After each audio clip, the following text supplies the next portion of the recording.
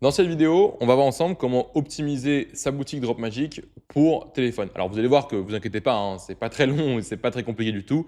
Il s'agit simplement d'une simple vérification que l'on va pouvoir faire à l'aide de Dropmagic et à l'aide de son téléphone, bien évidemment.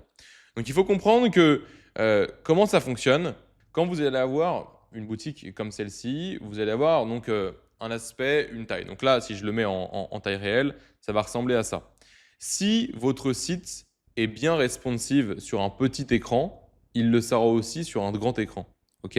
Mais si votre site, par exemple, est responsive, donc quand je dis responsive, ça veut dire que ça rend bien, c'est bien adapté pour. Donc si votre site il est bien adapté pour un petit ordinateur, il le sera aussi pour un grand ordinateur. Si vous faites votre site sur un énorme écran, par exemple si vous avez un écran de 27 pouces chez vous que vous travaillez dessus, ce que je vous conseille, c'est de faire des vérifications également sur justement un ordi plus petit.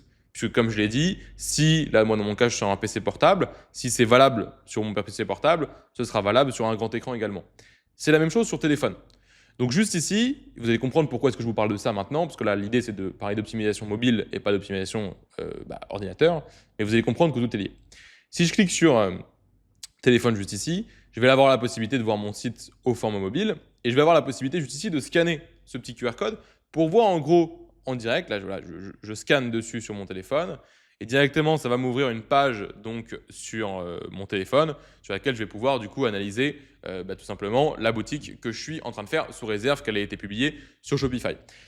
Alors là, vous allez me dire, Baptistin, c'est bien, mais moi, si je regarde mon téléphone, le résultat, il n'est pas exactement similaire à celui que j'ai sur Dropmagic.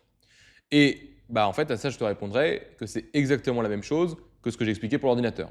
Si tu as par exemple un iPhone 3GS, bon, bien évidemment, tu n'as pas d'iPhone 3GS puisque ça n'existe plus depuis 50 ans, mais si tu as un iPhone, par exemple, je sais pas, un iPhone normal, un iPhone 10 par exemple, un iPhone X, ou un iPhone 13 par exemple, qui n'est pas max, ton écran il va être plus petit. Donc, si toi tu regardes sur ton téléphone et qu'il est grand, donc en général, ça va bien aller. S'il est tout petit, en général, ça va peut-être mal aller si tu avais pris avant en comparaison un grand téléphone.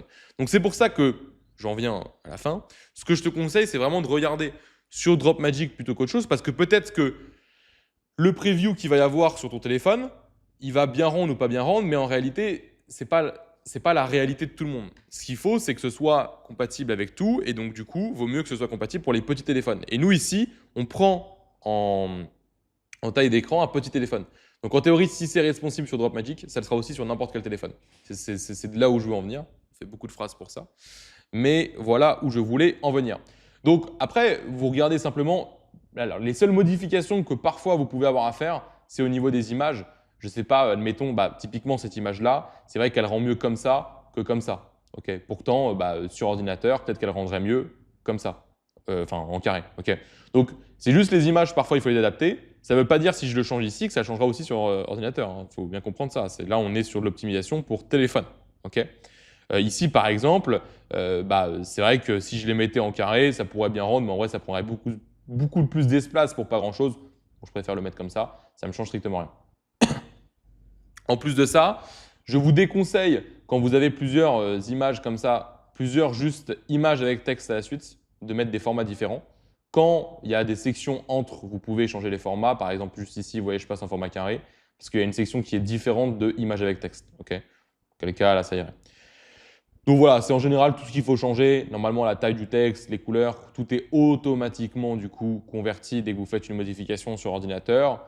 Et normalement, vous ne devriez pas avoir trop de problèmes, pas avoir trop de modifications à faire. C'est pour ça que c'est une courte vidéo, mais ça reste quand même important. C'est pour ça que je fais une vidéo dessus, puisque tout simplement, ce qu'on veut, c'est que les gens ils puissent bien acheter sur téléphone, puisqu'on sait que 90% des gens ils vont venir sur téléphone.